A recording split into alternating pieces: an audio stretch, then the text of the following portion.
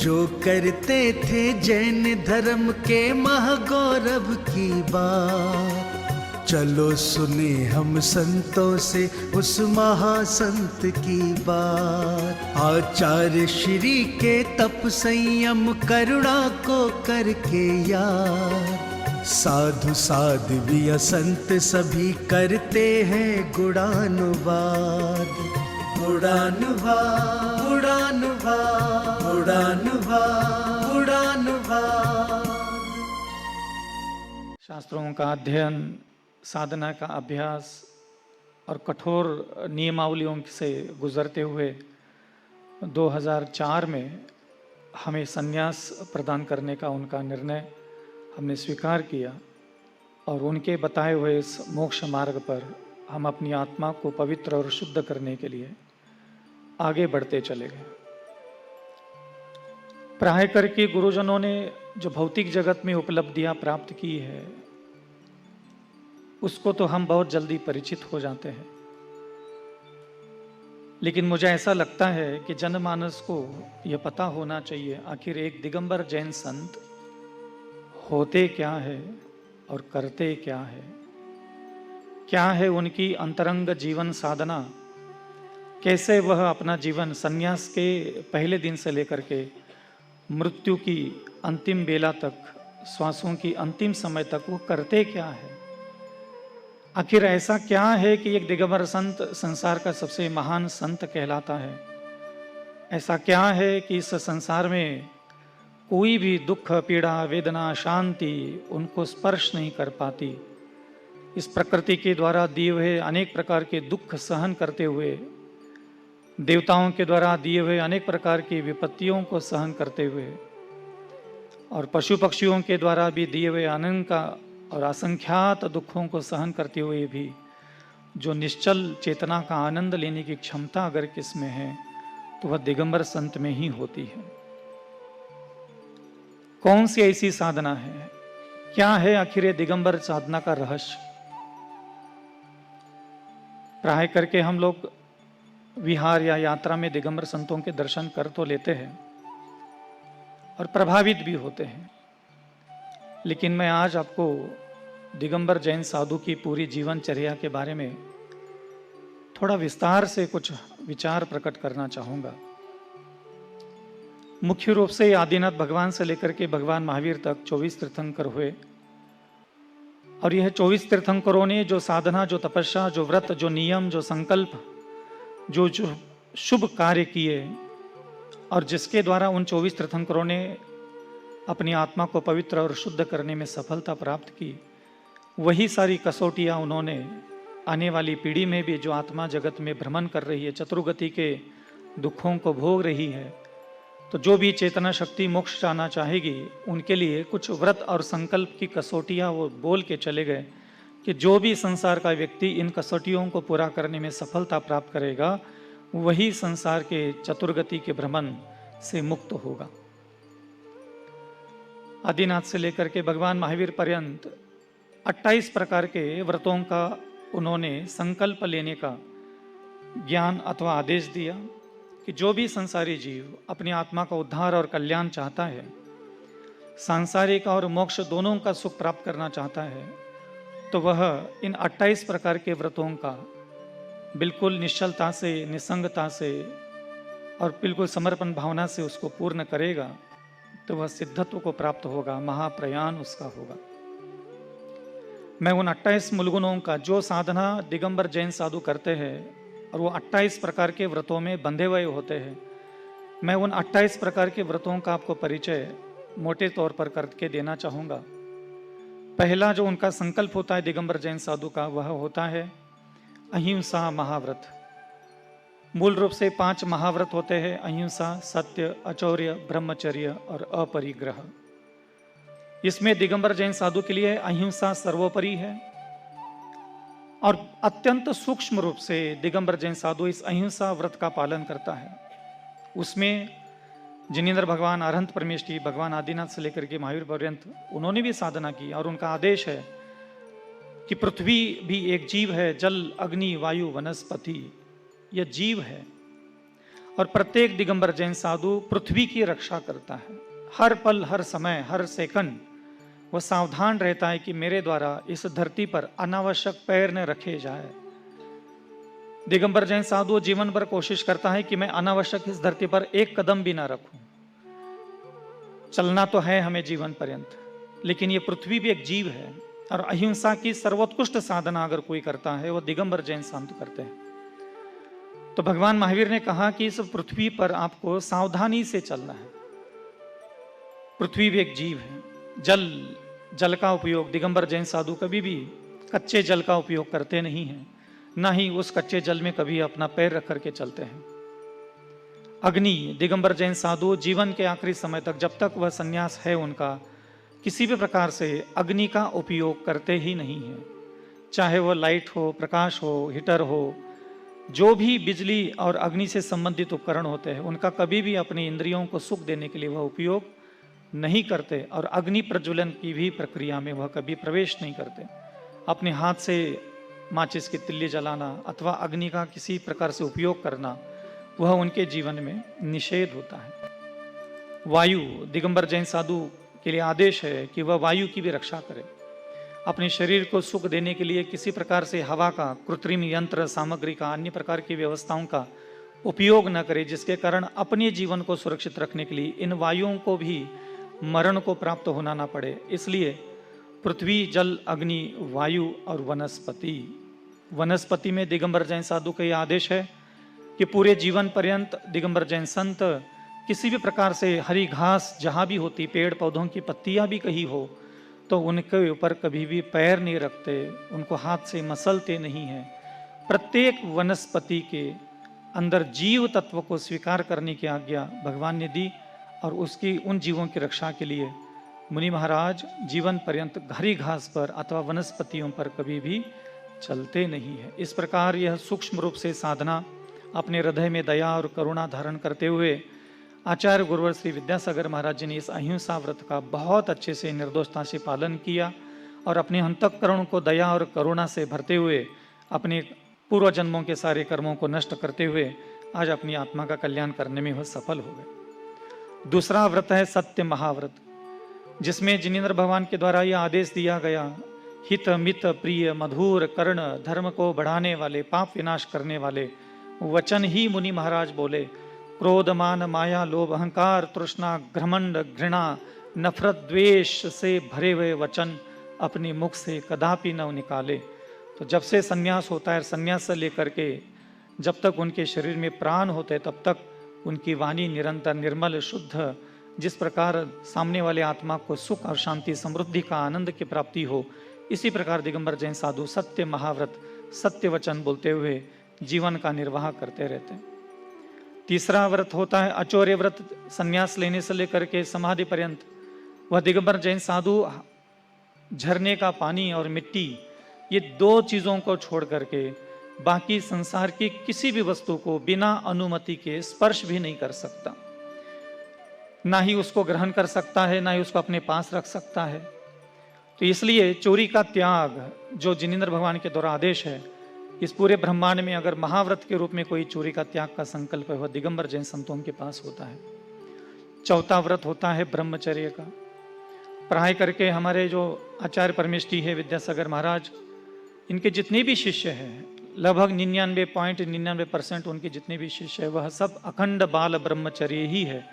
उन्होंने यदा कदाचित कुछ एक दो सन्यासियों को छोड़ करके किसी भी गृहस्थ को कभी सन्यास प्रदान नहीं किया।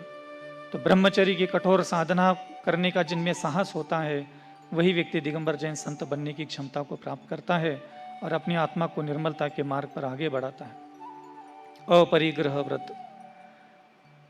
अपरिग्रह का मतलब होता है कि इस दिगंबर शरीर, ईर, मयूर पंखों के और पानी के लिए, जल के लिए थोड़ा सा कमंडल, ये तीन ही वस्तु ऐसी है जो साधु अपने पास रख सकते हैं। और चौथा है शास्त्र।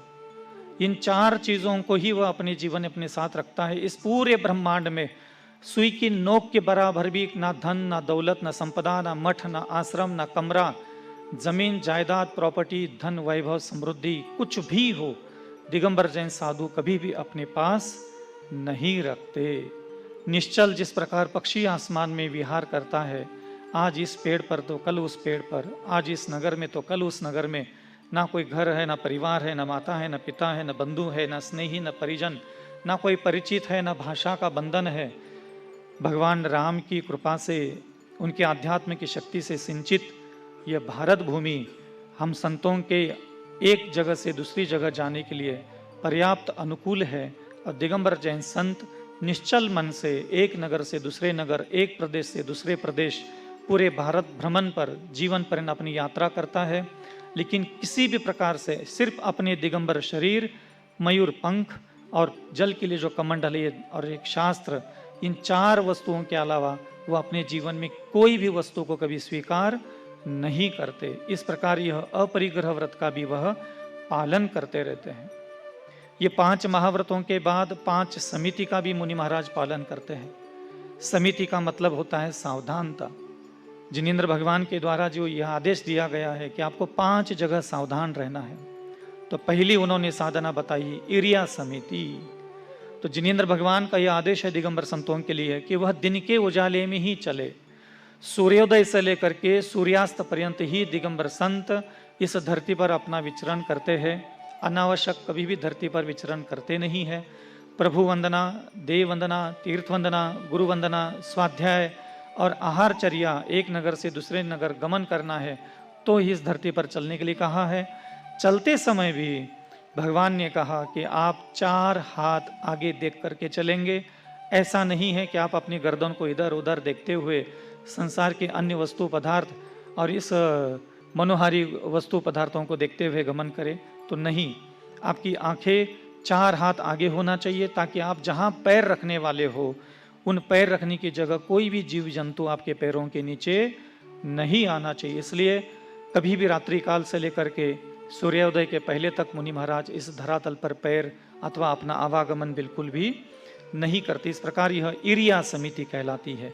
चलते समय सावधानी से चलना ताकि अपना हृदय, अपनी बुद्धि, अपनी वाणी, अपनी 5 इंद्रियां और अपना मन दया और करुणा से निरंतर सींचा हुआ हो, भिगा हुआ हो। भाषा समिति, बोलते समय बहुत सावधानी से बोले। आपके बोलते समय दूसरों के करुणा प्राप्त हो, दया प्राप्त हो, विनय प्राप्त हो। आप जब भी बोले ज्ञान प्रदान करे, दूसरों को सन्मार्ग प्रदान करे, शिक्षा प्रदान करे, जिससे आत्मा का हित हो, संसार जगत के अन्य अज्ञानी जीवों के अंदर के अज्ञान नष्ट हो। इसी प्रकार की वाणी का उच्चारण करते हुए मुनि महाराज संन्यास से लेकर के अंतिम समय तक अपनी साधना को आगे बढ़ाते रहते हैं। तीसरी सावधानता इरिया भाषा एषणा समिति। एषणा माने भोजन। दिगंबर संत के लिए आदेश है कि जीवन के आखिरी समय तक 24 घंटे में एक ही बार भोजन करना है। एक ही बार जब भोजन करते हैं उसी समय जल लेना है।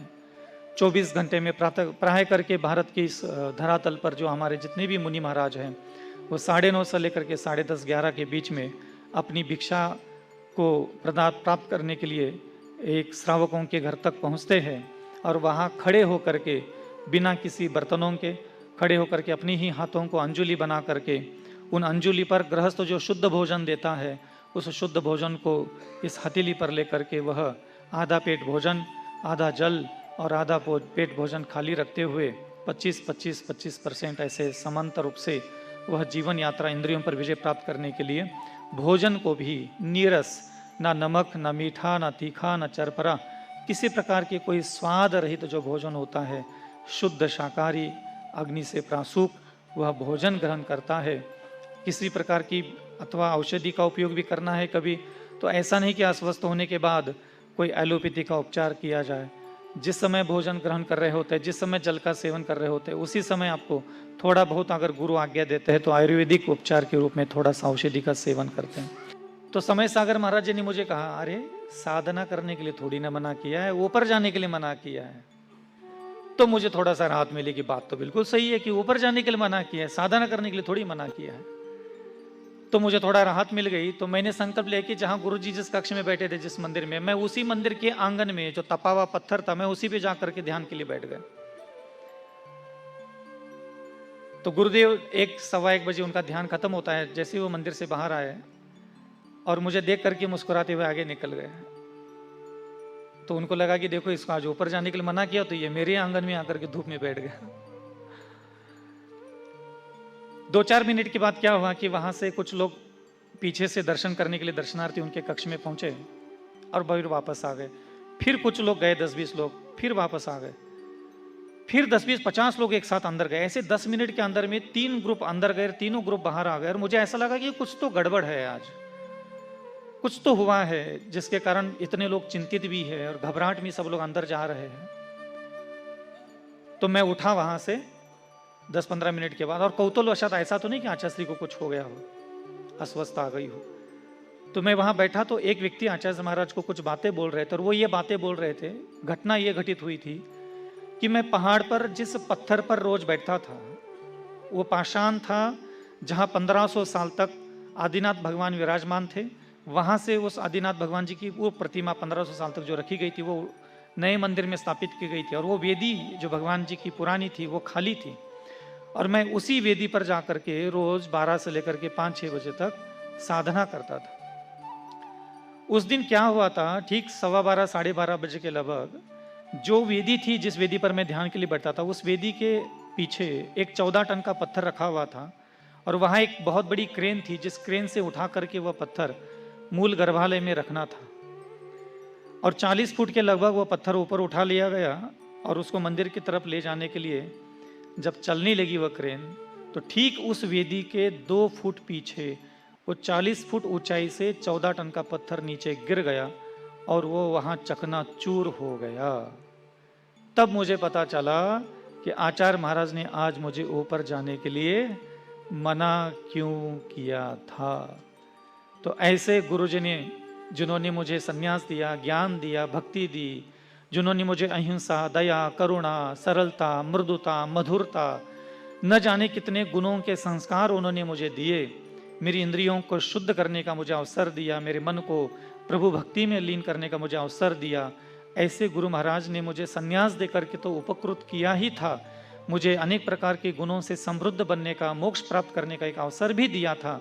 साथ में जो बहुत बड़ी विपत्ति मुझ पर हो सकता है आने वाली थी, उसके द्वारा मेरे प्राणों की भी रक्षा उन्होंने की। और मैं उनके उपकार कदाचित इस जीवन में तो नहीं चुका पाऊंगा, लेकिन जो भी उन्होंने मुझे ज्ञान दिया है, शिक्षा दी है, जो संस्कार दिए है, जो आज्ञा दी है, जिन्होंने मुझे पालन पोषण की जो एक सुदृढ़ बना दिया है, मन वचन काय को मजबूत बना दिया है, वैराग्य से भर दिया है, ऐसे उन गुरु महाराज के चरणों में आज मैं नमस्कार करता हूँ। और जिन्होंने अपने जीवन को 28 मूलगुणों की साधना करते हुए शुद्ध बनाया, मैं भी उन 28 मूलगुणों की निर्दोष साधना करते हुए अपनी आत्मा का कल्याण कर सकूं। गुरुदेव के अनंत उपकार है। इस मानस पटल पर हजारों प्रकार की स्मृतियाँ, हजारों प्रकार की घटनाएं याद आ रही है।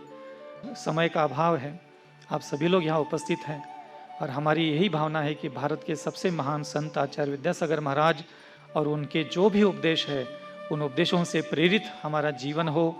हमारा हर पल, जो भी हमारा शेष जीवन है, उनकी भक्ति, उनकी आराधना, उनको जो पसंद है वही करने में हम अपना समय व्यतीत करें।